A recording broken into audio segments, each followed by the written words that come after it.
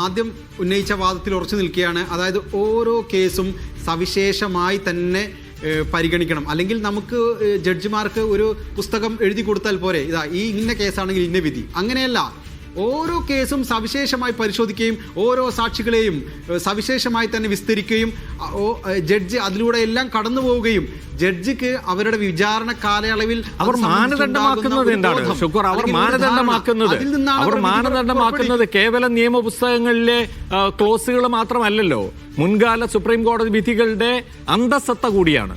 ആ അന്തസത്ത കൂടി കണക്കിലെടുത്തുകൊണ്ടാണ് അവർ ഇതിലേക്ക് എത്തുന്നത്. അപ്പോൾ ആ വഴി വളരെ പ്രധാനമാണ്. കേവലം കേസിന്റെ സവിശേഷ സാഹചര്യങ്ങൾ ഒരു എന്താ പറയുക, ഓൾ ഓൺ എ സഡൻ ഒരു ഫ്രം നോവെയർ ഉണ്ടാകുന്നതല്ല.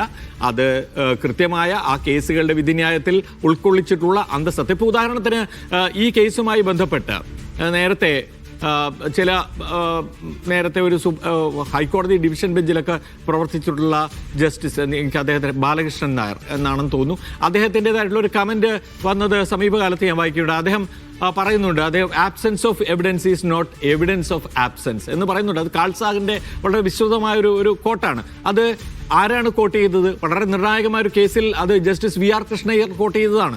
അപ്പോൾ അതെന്തുകൊണ്ട് ഇപ്പോൾ വീണ്ടും ഉദ്ധരിക്കപ്പെടുന്നു? അത്തരം കമന്റുകൾക്ക് ഏത് കേസുകളിലും നിർണായകമായ ഒരു സ്ഥാനമുണ്ടാകും എന്നുള്ളതാണ് ഞാൻ പറയുന്നത്. അത് ധാർമ്മികമായി മാത്രമല്ല, നിയമപരമായി തന്നെ ബൈൻഡിങ് ആവുന്ന ഒരു സാഹചര്യം കൂടി നമ്മുടെ മുമ്പിലുണ്ട്. അപ്പോൾ അതുകൊണ്ട് സവിശേഷത, എക്സ്ക്ലൂസിവിറ്റി എന്ന് പറയുന്നത് അൾട്ടിമേറ്റ് അല്ല എന്നാണ് പറയുന്നത് ഷുക്കൂർ. നമ്മൾ ഈ കേസിന്റെ വാദം അടച്ചിട്ട കോടതി മുറിയിലാണ് നടന്നത്. ഇതുമായി ബന്ധപ്പെട്ട് പുറത്തു വന്ന വിവരങ്ങളിൽ പലതും ഊഹാപോഹങ്ങളാണ്. ഇന്ന് വിചാരണ കോടതിയിൽ ജഡ്ജി പറഞ്ഞത് തനിക്കെതിരെ പല വിമർശനങ്ങളും നടക്കുന്നുണ്ട്, കോടതിക്കകത്തും പുറത്തും നടക്കുന്നുണ്ട്, താൻ അത് കാണുന്നുണ്ട്, പക്ഷെ കോടതി ഇലക്ഷൻ ചെയ്യരുത്, കോടതിയെ ആക്രമിക്കരുത് എന്നവർ പറയുകയുണ്ടായി. അവരും ഒരു സ്ത്രീയാണ്. അവരെ പോലെ ഒരു ഉന്നത സ്ഥാനത്തിരിക്കുന്ന ഒരു സ്ത്രീയെ വലിയ മുൻവിധികളോടുകൂടി സമൂഹത്തിലെ ഉന്നതരായ ചിലർ ആക്രമിച്ചിട്ടുണ്ട്. അവർക്കൊരിക്കൽ പോലും അതിന് മറുപടി പറയാനൊരു അവസരം ഉണ്ടായിട്ടില്ല. ഒരുപക്ഷെ അവർക്കത് പറയാനുള്ള ഒരു അവസരം കൂടിയായി ഈ ജഡ്ജ്മെന്റ് മാറുമെന്ന കാര്യത്തിൽ തർക്കമില്ല. ആ ജഡ്ജ് പുറത്തുവിടുന്ന ഒരു വിധിയെ അനുകൂലിക്കുകയോ പ്രതികൂലിക്കുകയോ എന്നുള്ളത് നമ്മുടെ വിഷയമല്ല.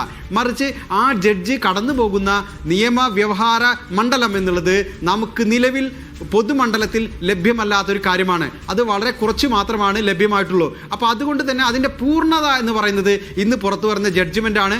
അതുവരെ സ്വാഭാവികമായും വിമർശകർ കാത്തിരിക്കണം. അങ്ങനെ കാത്തിരുന്നിട്ടില്ല എന്നാണ് എനിക്ക് തോന്നുന്നത്. ശരി, ഞാനും ഷുക്കൂറും തമ്മിലുള്ള ഒരു സംവാദമല്ല യഥാർത്ഥത്തിൽ ഇപ്പോൾ നമുക്ക് ആവശ്യവും, മാത്രമല്ല ഇതിൻ്റെ പല വശങ്ങൾ പരിശോധിക്കുന്നു എന്നത് മാത്രമാണ്.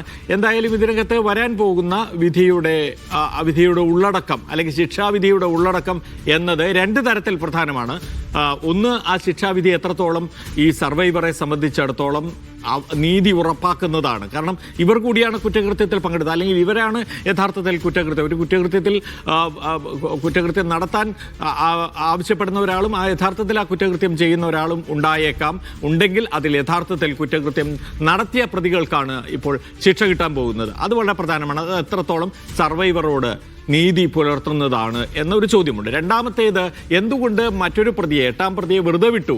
ആ വെറുതെ വിട്ടത് അല്ലെങ്കിൽ അത് മാസ്റ്റർ മൈൻഡാണ്, ഈ കേസിലെ മാസ്റ്റർ മൈൻഡാണെന്ന് ആരോപിക്കപ്പെട്ടിട്ടുള്ള ഒരാളെ വെറുതെ വിടുന്നതിലൂടെ ഈ കേസ് തന്നെ ഇല്ലാതാക്കി എന്ന് കരുതുന്നവരുണ്ട്. പക്ഷേ അപ്പോൾ അങ്ങനെയാണെങ്കിൽ നമുക്ക് മനസ്സിലാക്കേണ്ടത്